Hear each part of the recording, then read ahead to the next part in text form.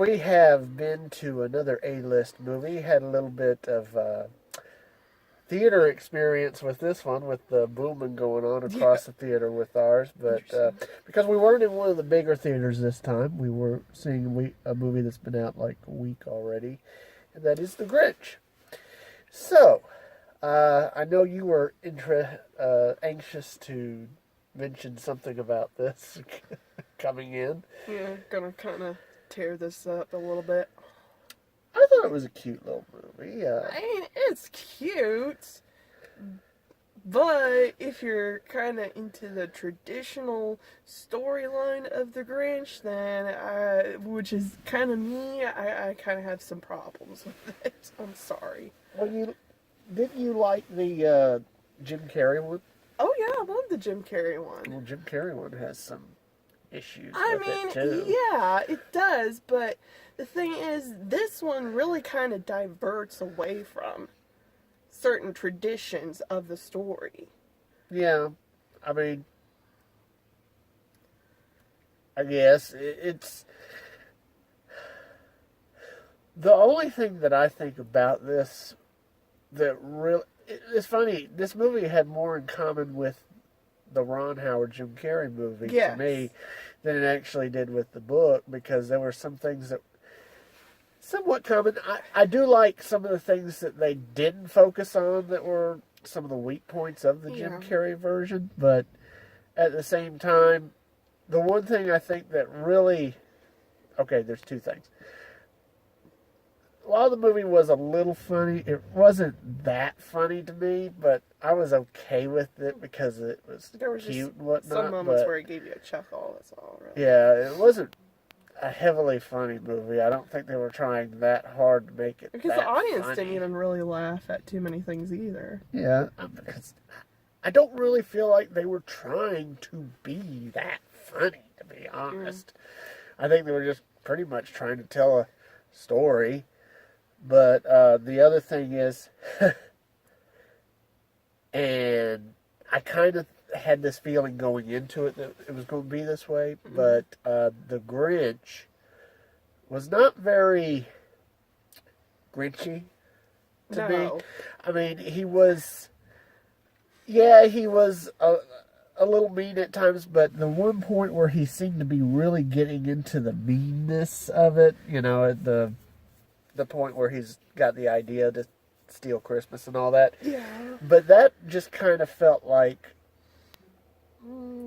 that was him just kind of losing it. That wasn't really him. I feel like this is one of the things that kind of made me a little mad about it. I feel like, see, with him in this, I feel like, because it's very sad, actually, and it does kind of make sense in a way, but I feel like he's more like trying to be mean about it, but he's actually a pretty decent guy because he's actually nice to Max. I mean, he's kind of crappy to people, but the people actually love him. The Who's love him, actually, even when he does these awful things. But I just feel like he wants to hate Christmas. He wants to hate the Who's just because of what happened in his past. But he just like has to convince himself that, okay, no, this is how it has to be. Whereas the Jim Carrey's version, he was traumatized. Like him, he was also traumatized, but he was already annoyed with it when he was young. And then when he was bullied about it, then it just kind of took a toll where he just hated it. And then when somebody actually showed him kindness and understanding, then he started... Well, too, and this is the thing about the Jim Carrey characteristic of it, was you still felt like that was his personality. Mm-hmm. He could be kind of a jerk sometimes because he was kind of, I don't know, crazy. Yeah, and I guess that's the thing. That is his personality, because in the end of that movie, where he's at the feast and he's asking, who wants the gizzard? And the guy says, I do. And he's like, too late, that'll be mine. Yeah. So I mean, he So- still has that personality to him that is consistent with that. But the personality of the Grinch in this movie He's is, too nice, though. to be honest, I mean, I know you say Benedict Cumberbatch, you can't tell that it's him. But I mean, if he was the actor, if he was acting as the Grinch, I would say, oh yeah, this is Benedict Cumberbatch. Well, yeah. Because I to definitely me, could tell. this is what I would But- envision a Benedict Cumberbatch Grinch acting like, you know? He must. I've never heard him try to do a cartoonish voice. I've heard him do like serious roles. I've seen him on talk shows and how he normally sounds. This does not sound anything how he would normally sound to me. So I give him kudos for that, for actually kind of changing up his voice, because I just couldn't hear him. Well, there was one part in it where I know he was saying something kind of like, yeah, or something like that. And he had that distinct voice in there. I was like, there's Benedict Cumberbatch right there. So, but yeah, there was that. There was a few people that had familiar voices in it. There weren't a whole lot of really characters on this. It pretty much focused on the Grinch and Max and Cindy Lou and the mother, and of course this one other guy who was voiced by Kenan Thompson, and then of course the narrator was Pharrell Williams, which we were trying to figure out who that was because I knew it had to be a singer. I could just tell it was a guy who was a professional singer, so of course I it was him. love Pharrell Williams, but as a narrator, I was just even before I knew who it was, I was just like, this is kind of a forgettable part to who this is. Yeah. Well, because I was kind of, at times, I wasn't even listening to the narrator. I was just watching what was happening. I'm like, yeah, I feel like in a way it's like they have conflicts with different things. They try to stick with the story, but then they do things that I feel like are contrary to the story. Mm-hmm. For example, they bring with the narrator, they bring in the whole thing about maybe his heart was 2 sizes too small, and it's like, okay, well that's going with the book, and then it's like, oh no, it really doesn't have to do with that. It really doesn't. No, it has not to at all. do about this past, because he constantly brings it up throughout the entire movie. So why are we referencing the fact that his heart's 2 sizes too small, that it grew 3 sizes at the end, is kind of irrelevant, because even when he brings the stuff back, he goes back to this idea of I'm all alone and whatnot, and there you go. It's back to kind of the rationale, but at least he understands what he was attempting to do was wrong.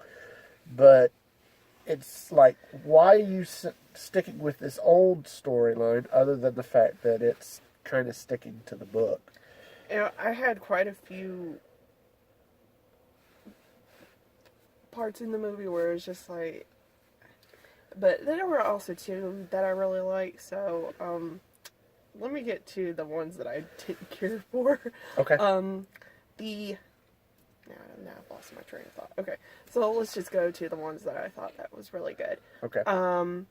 The part where the Grinch and Cindy Lou are talking together, they're in the house, and they're having their little talk about, why are you taking our tree? Oh, could you actually do this for my mother? This is what I really want in Christmas. I actually like that. Yeah. Really like that. It was something different. It's been done before, their little talk, but this seemed a little different. Mm-hmm. And also, at the very end when the Grinch is invited to Cindy Lou's house. Yes. I really enjoyed that. I like that too. It was a bit different because it wasn't, the whole town sort of thing, but it was nice. I enjoyed that. I like the part where Fred comes back at the end. And he's like, yeah, Fred, that's one of the things came I had back. a problem with. What's that? Or the fact that he had the family, because there is a little bit of an inconsistency there. He's by him. This reindeer is by himself, chewing on grass, and he goes with the Grinch, spends the night with him, and then the next day it's like, oh, look, there's my wife and kids. And it's like, I gotta go. It's like, I understand. It's like, I don't quite understand. I don't understand that whole part. But that's not actually the part that I had a problem with. It was the fact that it's the reindeer that saves the sled from being destroyed. The fact that he didn't do it. Yeah. I mean, I was like, oh, this is going to be a really tense moment. This is actually new because the sled actually went over Mount Crumpet, and so the Grinch is like dangling, and then who saves the day? The reindeer does. Like, okay. I mean, Interesting. I get that. I thought that was a little weird, but again, I didn't really have a problem with it because, you know, ultimately at the moment when he's like, "You came back, Fred," you know, I mean, that was nice. I like that. What else?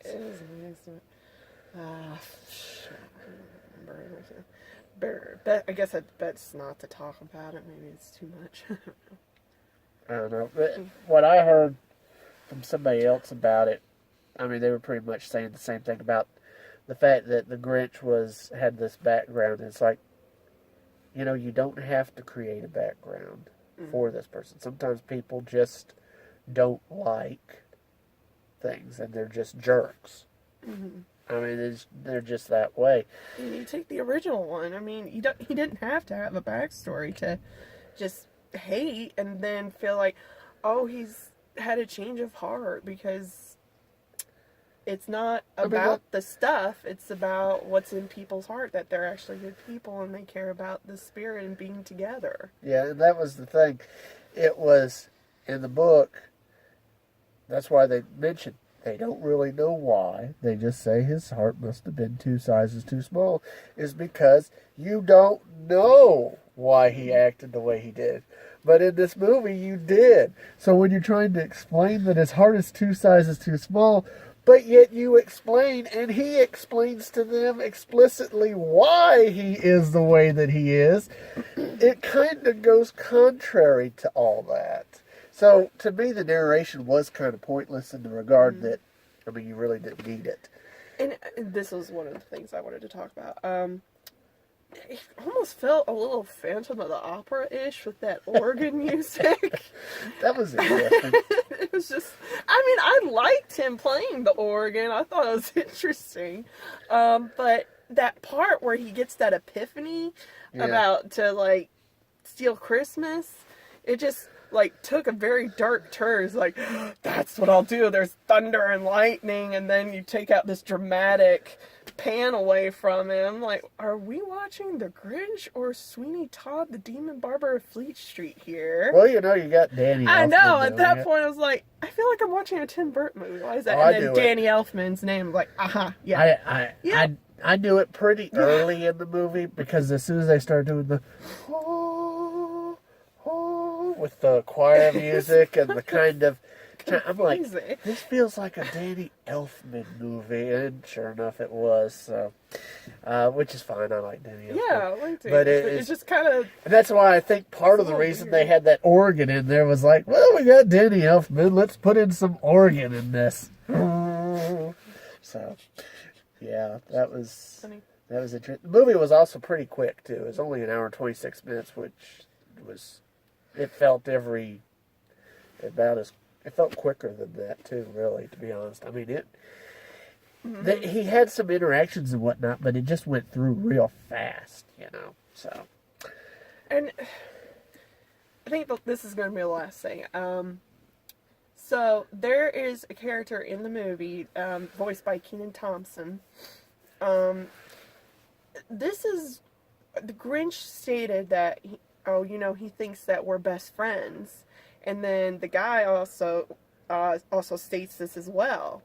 And then one of the things that makes the Grinch who he is in the storyline is because these people don't invite him over during the holidays. And so I'm like, okay, if these two are besties, and he kind of acts like a jerk, but the one guy, like, always greets him, is like so happy, and everybody just knows who he is. I'm like, why doesn't like, just say like, hey, come have a cup of coffee, or hey, or just offer a slight invitation, just because they're so jolly anyway. I'm just like, why didn't he never invite him? I don't know. Or extend an invitation. It's a weird inconsistency with the things. movie again too. It's almost like they're trying to do multiple things at once, and they don't really realize what they're doing. I kind of credit that to probably poor writing on their part, really, because, I mean, how can you have these kind of inconsistencies like that throughout it? I think they had 2 directors, but of course that's common for animated movies. But yeah, that is kind of weird. I didn't think about that when I was watching it, but that is definitely strange that they would do that too. Alright, so overall I thought it was a pretty good movie. It wasn't, great, but it was fine. I thought it was cute. But something that children probably would like to see and whatnot. We're getting close to the end of the year. We've probably got a few more movies we're going to go see before the end of the year. But at the end of the year, around the beginning of the year, we'll probably do a top 10 and notables of what we've seen at the theaters this year. So until then, we'll see you.